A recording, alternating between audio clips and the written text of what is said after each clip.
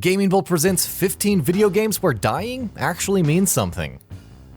We all know the sting of playing a video game only to have us slip up and make a mistake causing us to die right then and there. Sure, with a lot of games, we have the safety of knowing we can simply load up from the last checkpoint, and just like that, no harm, no foul.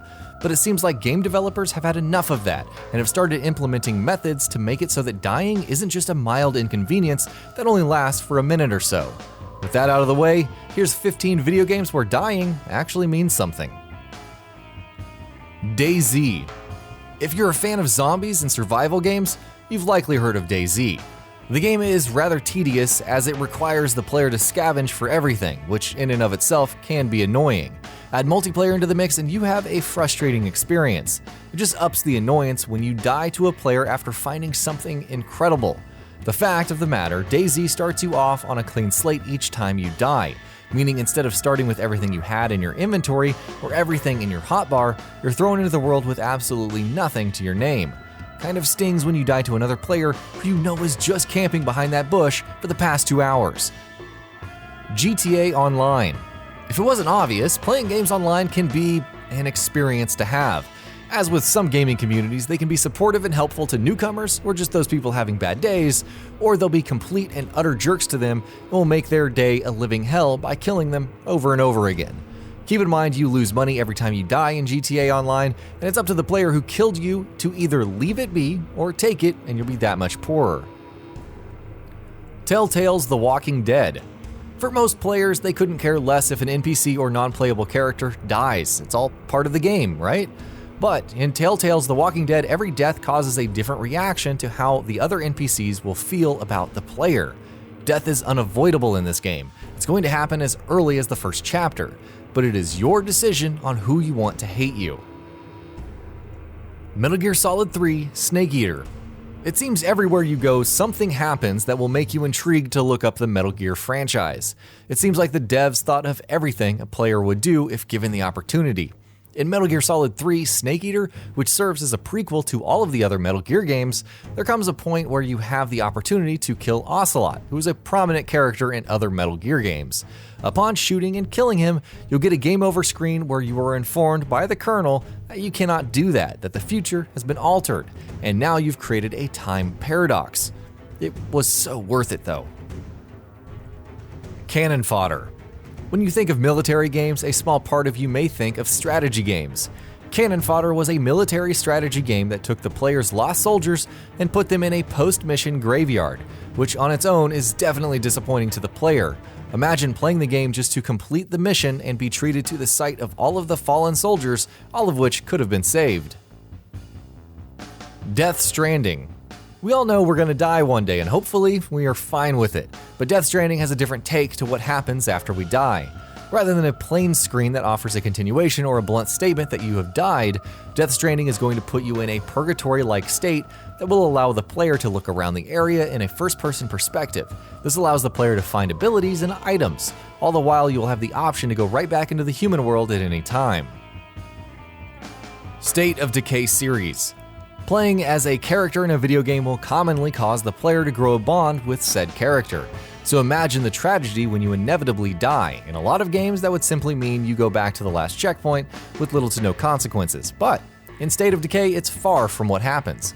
With the concept of the game being so focused on zombies, it might not be a surprise that once the player character meets their doom, they do not go back to the last location that there was a save. Oh no, they are gone forever. Adios, au revoir, bye. The thing that makes the player feel worse is that you can, in fact, go get the deceased character's supplies from the last place the character died. You can also find that said character as a zombie. Massive Chalice. Some games make strategy a joy. Take Massive Chalice, for example. Not only does the player fight against enemies in turn-based combat, but they also have to fight against the clock, fight against aging more specifically. No matter how the player plays, all the characters will end up dead due to age, if not in combat. This leads up to having to change the characters to younger, more suitable individuals, which, while it sounds like something that would hinder the game and its popularity, you'd be wrong.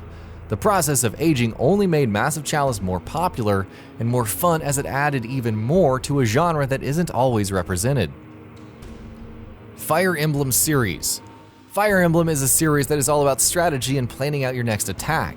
In Fire Emblem, one of the components of the game franchise is that once a character is dead, they are gone. This wouldn't be as big of a problem if it weren't for how strategic the player has to just be to complete a single mission. Nearly all characters wind up being important at some point. SOULSBORNE series. When it comes down to annoyingly frustrating games, you could probably think of the SOULSBORNE series, which includes Demon Souls, Bloodborne, Dark Souls, and its sequels, as some of the top contenders.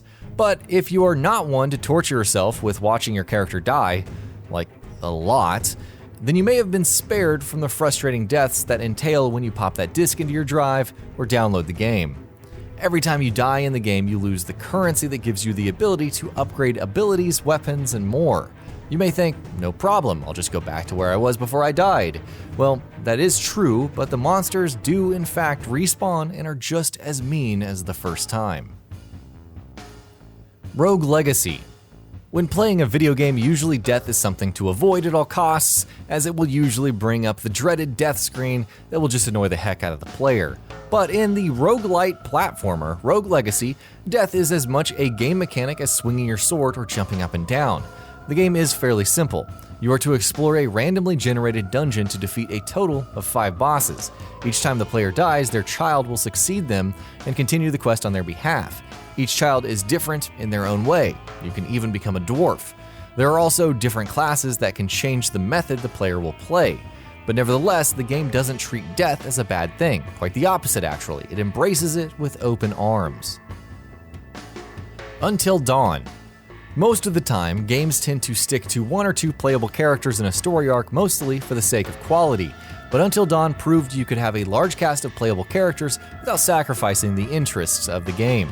Until Dawn is chock full of quick-time events that are reminiscent of Heavy Rain. And no, that isn't an insult.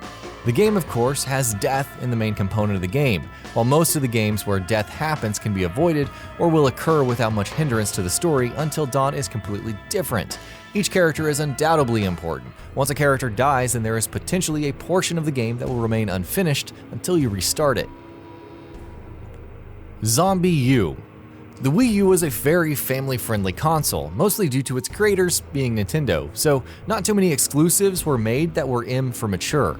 Sure, Zombie U isn't an exclusive anymore, it was once.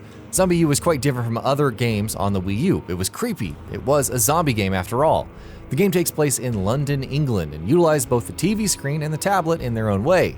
The TV screen was the player's view, except when they were in a fixed third-person perspective while scanning a room. Meanwhile, the tablet is used as the inventory or immediate minimap to observe the room and make sure no enemies are close. Once the player dies, their stuff is lost, and if you choose to try and get everything back, you have to deal with a zombified version of the player as another survivor. XCOM Enemy Unknown. When building a team in a strategy game, it can be kind of disheartening when one of your strongest soldiers falls victim to an alien laser. XCOM Enemy Unknown is a turn-based strategy game that puts the player in the position to boss around a group of soldiers. Of course, as with any other strategy game, you can upgrade your soldiers' abilities and weapons. You can also recruit new soldiers with different classes, all with different abilities to turn the table of battle in your favor. That being said, you can also lose a soldier in battle.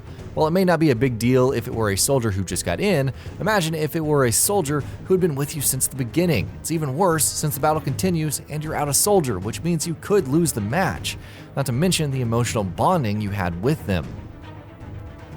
Middle-earth Shadow series.